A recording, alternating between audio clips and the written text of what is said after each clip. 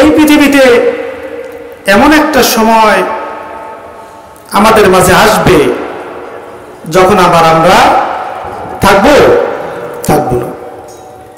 প্রথমে আমাদেরকে আল্লাহ পাক আলমে আরওয়াতে রূহের জগতে সৃষ্টি করেছেন। যেহেতু কবরস্থানের মাহফিল, এখানে কবর কেন্দ্রিক, পরকাল কেন্দ্রিক কিছু কথা যদি হয় তাহলে আপনারা শুনবেন ইনশাআল্লাহ। কথা যা হবে কোরআন থেকেই হবে ইনশাআল্লাহ। সম্মানিত হাজিরিন,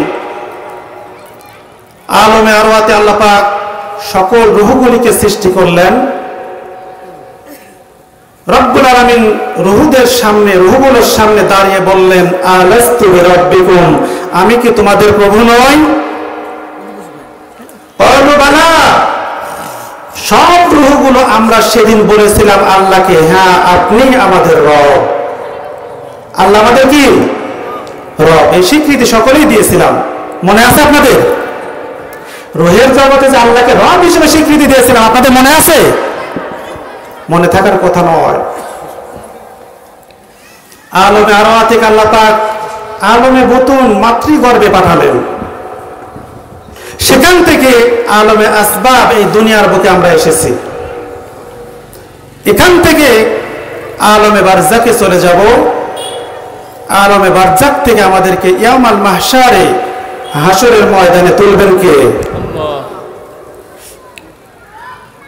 দুনিয়ার বুকে পাঠানো হয়েছে। যেহেতু আল্লাহ পাককে আমরা স্বীকৃতি দিয়েছি রব হিসেবে, আল্লাহ পাক দুনিয়ার বুকে আমাদেরকে পাঠিয়েছেন রব হিসেবে স্বীকৃতি দিয়ে এসে দুনিয়ার বুকে রবের হুকুম অনুযায়ী চলছি নাকি রবকে ভুলে গেছি? আল্লাহ রাব্বুল আলামিন সূরা মুলকের 2 নম্বর আয়াতের ভিতরে এসে কোথায় তুলে ধরেছেন? রব্বুল আলামিন বলেন, الذي خلق الموت والحياة ليبلوكم أيكم أحسن عملا وهو العزيز الغفور. الله أكبر. الله رب العالمين বলেন, الذي خلق الموت والحياة, রব্বুল আলামিন তোমাদেরকে পৃথিবীতে সৃষ্টি করার পূর্বে তোমাদের জন্য আগে মৃত্যু নির্ধারণ করে দিয়েছেন। আগে হায়াত না মৃত্যু? আগে মৃত্যুকে আল্লাহ পাক নির্ধারণ করে দিয়েছেন। মৃত্যু নামক বর্ডারটি সৃষ্টি করেছেন। ওয়াল হায়াতা, তারপরে হায়াত দিয়েছেন। আপনি 50 বছর, 60 বছর, 100 বছর বাঁচবেন। কেন হায়াত দিলেন? লিয়াবলুয়াকুম আইয়ুকুম আহসানু আমালা, আল্লাহ পরীক্ষা করে দেখতে চান এই পৃথিবীর বুকে আপনি যতদিন বাঁচবেন কত ভালো আমল করে আল্লাহর কাছে যেতে পারেন। বলেন সুবহানাল্লাহ। আল্লাহর কাছে কত ভালো আমল নিয়ে আমরা যেতে পারি, এজন্য আল্লাহ পাক আমাদেরকে সৃষ্টি করলেন, এজন্য আমাদেরকে মৃত্যু দিয়েছেন।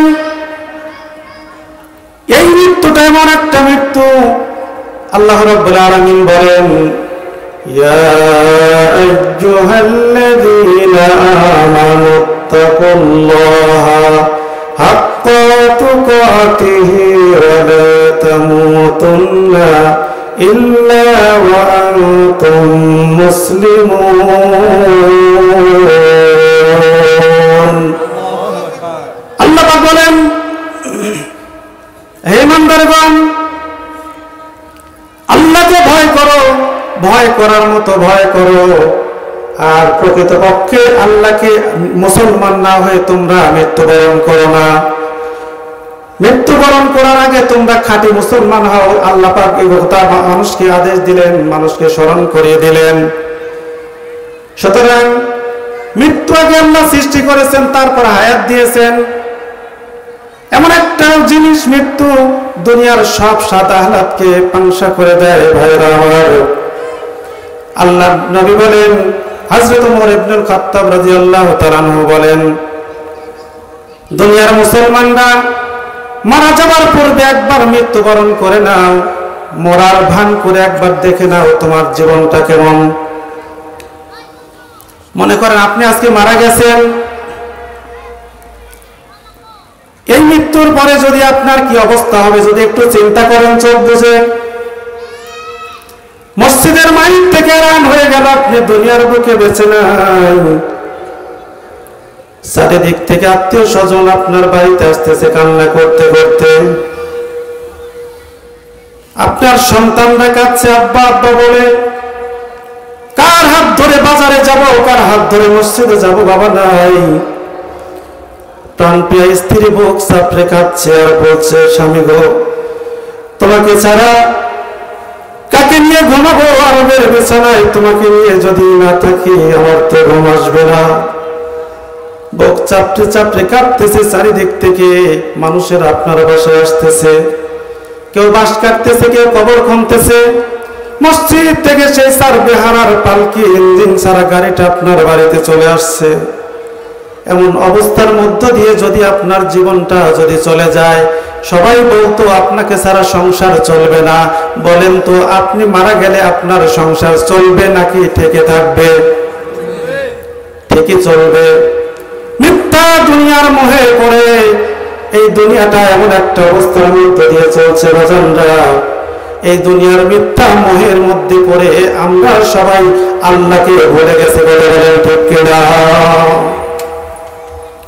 এজন্য আল্লাহ রাব্বুল আলামিন বলছেন, আল্লাহকুমুত তাকাসুর হাত্তা যুরতুমুল মাকাবির। তোমাদেরকে বেশি পাওয়ার আকাঙ্ক্ষা আল্লাহকে ভুলিয়ে দিয়েছে। আরো চাই, আরো চাই, এই খায়েশ, এই আকাঙ্ক্ষা 3.5 হাত কবরের মাটি যতক্ষণ পর্যন্ত তোমার কাছে না আসবে ততক্ষণ পর্যন্ত মিটবে না। কথা বলেন ঠিক কিনা?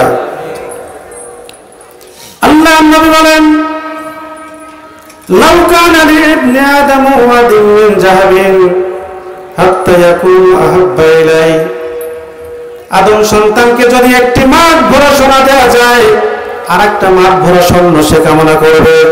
আরেকটি মাঠ ভরা স্বর্ণ যদি দেওয়া যায়, তৃতীয় আরেকটি মাঠ ভরা স্বর্ণ সে কামনা করবে। ওয়ালাউ যাওফু ইবনে আদম ইল্লা তুরাব।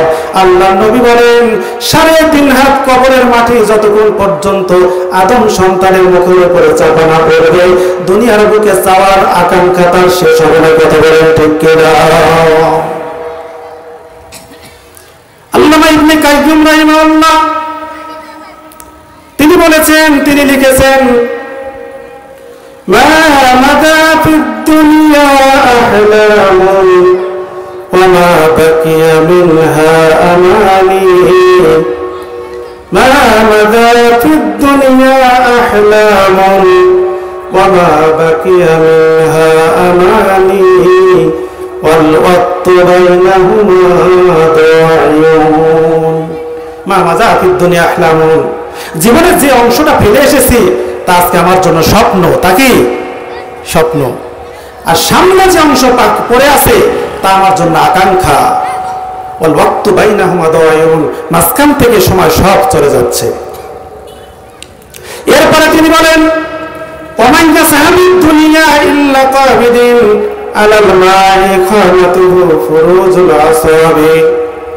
আল্লামা ইবনে কাইয়্যিম রাহিমাহুল্লাহ বলেন, দুনিয়াদারের অবস্থা হচ্ছে, 2 হাতে যদি কেউ পানি খামছে ধরে, 2 হাতে যদি আপনি পানি খামছে ধরেন, কতটুকু থাকবে হাতে? হাতে থাকবে? দুনিয়াদারের অবস্থা হচ্ছে, 2 হাতে যদি কেউ পানি খামছে ধরে, পানি যেমন মানুষের হাতের আঙ্গুলকে খেয়ানত করে যেমন বের হয়ে চলে যায়, যারা দুনিয়া দুনিয়া করে দুনিয়াও তাদেরকে এভাবে ফাঁকি দিয়ে চলে যায়। বলে বলেন ঠিক কিনা? বন্ধুগণ আমার, এজন্য দুনিয়ার মোহ ত্যাগ করে যারা আল্লাহকে ভালোবেসে আল্লাহর বিধানকে যারা কার্যকর করার জন্য আল্লাহর বিধান অনুযায়ী জীবনটা যাপন করেছে, তারাই দুনিয়ার বুকে সফলতা লাভ করেছে, তারাই হবে জান্নাতের ওয়ারিস। বলেন সুবহানাল্লাহ।